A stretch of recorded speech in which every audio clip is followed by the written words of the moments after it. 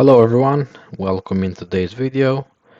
Today we are going through another frame for which we have to solve using the force method according to the task, and in addition we have to determine the location of the inflection point for member AC. It is mentioned that at point A we are assuming a fixed support, and at point B we have a roller support, and joints at C and D are rigid. And EI value is constant for all the members in the frame. So without any further ado, let's start to solve by using the force method. And as we did on the previous video, we have to determine the degree of indeterminacy for our structure. We have three constraints here at point A since it's a fixed condition, since it's a fixed support, and at point B we have only one constraint, which is going to be the vertical support reaction. And as we already know, we have three equilibrium equations, and if we subtract 4 minus 3, we would left with 1, and the degree of indeterminacy for this structure is going to be 1. Then we can start to solve this question as we want, and I decided to release the vertical support reaction at point B. So basically we will have case 0 and then we will have case 1. So now as we already set a release on the vertical support reaction at point B, the structure is going to become statically determinate and we can easily solve for case 0. So we are just going to do or we are just going to use the equilibrium equations, taking sum of bending moments equal to 0, forces on y equal to 0, and forces on x equal to 0. And in that way we can determine our unknowns as shown here. The next step to be done is to determine the bending moment function for case 0, and we have to cut the structure where do we have discontinuities. And as we can see here, I decided to take the first cut from this part and decide and evaluate the bending moment at the cut, which at this point is going to be 0. Then continuing with the other boundary, we take another cut here and we define that the bending moment is going to be 0. And the last part for which we have that the bending moment is going to be minus qx squared over 2.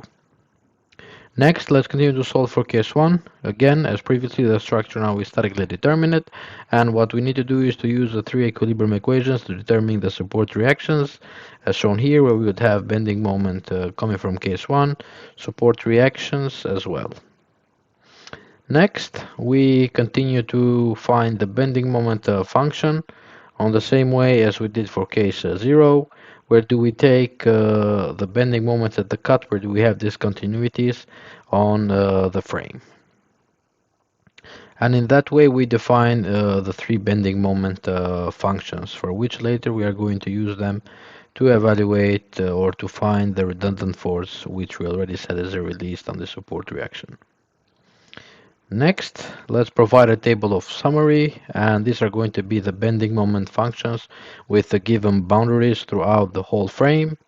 And then if we can apply the force method and setting the Xi1 value as 0, as now we apply compatibility, we were able to find our unknown which we are looking for, which is going to be the vertical support reaction at point B. Next we have to find the two unknowns, and for that we are going to use the integrals. And let's find the value of Xi10 by using the integrals all over the frame, ACDB, and then taking moment functions which are coming from case 0 and case 1 divided by EI. Then we are able to find the value of Xi10, and in the same way we do for the Xi11, where we do have to multiply only the bending moment functions which are coming from case 1 by itself. And in that way we are going to determine the value of Xi11. And from equation 1 we can now just substitute the unknowns which we already found, and we can get that the value of the support reaction By is going to be as shown here. Now we can find the other support reaction by using the force method, as we have already found the redundant, and we can get the following values for support Ay and support Ax. The next we can find the bending moment function at support A, as shown here by using the force method. And the next task to be solved for this frame was to determine the inflection point at member AC. And in order to do that, I've just shown here on this video by again taking a cut section and determining the bending moment function. But again, keep in mind that we can use the force method to find the bending moment function again, as we already found our redundant x1, and we have all the bending moment functions coming from case 0 and case 1, as we already showed in the summary table here. Yes, and we can use the same approach. But for this exercise, let's go in this way. Then we define the bending moment function for member AC.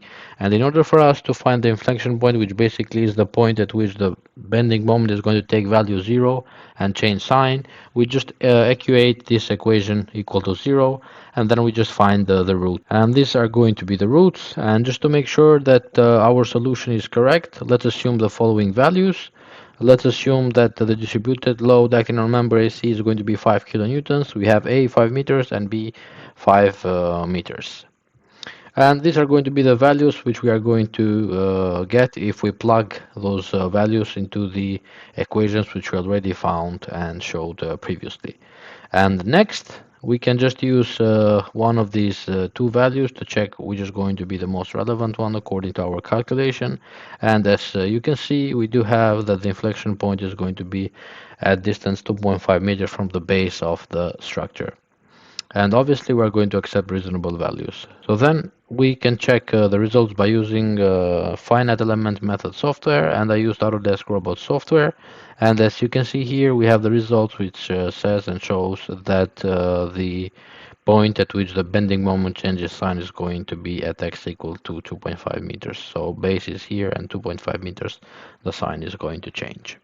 So this sums up the video for today. I really hope you enjoyed today's video. If there is any questions, please leave them down in the comment section below. And do not forget to like, share and subscribe. Thank you. See you on the next video.